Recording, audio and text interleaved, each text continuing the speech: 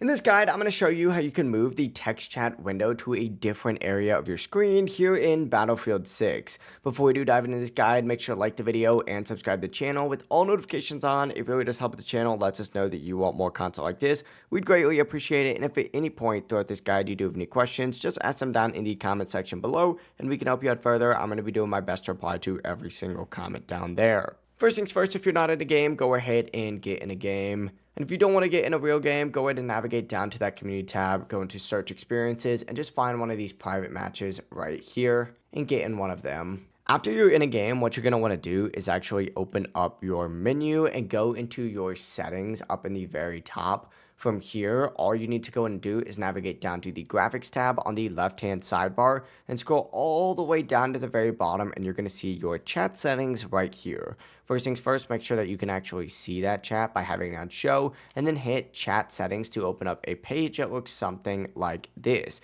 It's going to show a bunch of different stuff, but what you're going to want to be looking for is the chat horizontal position and the chat vertical position. Adjust these sliders to move where the chat appears on your screen, whether it's the top left, top right, bottom left, bottom right, or wherever. You'll actually see a preview on this left-hand side. As you can see right here, when I adjust it, it's going to move as well. But yeah, overall, it really is as simple as that. I definitely recommend sending a quick message to actually preview that location once you are in your game, just so that you can make sure that chat doesn't block gameplay visibility and adjust it as needed. But overall, it really is as simple as that. If you guys do have any questions, just ask them down in the comment section below, and we can help you out further. I'm going to be doing my best to reply to every single comment down there. And before you do leave this video, make sure to like the video and subscribe to the channel with all notifications on. It really does help the channel. Lets us know that you want more content like this. We'd greatly appreciate it.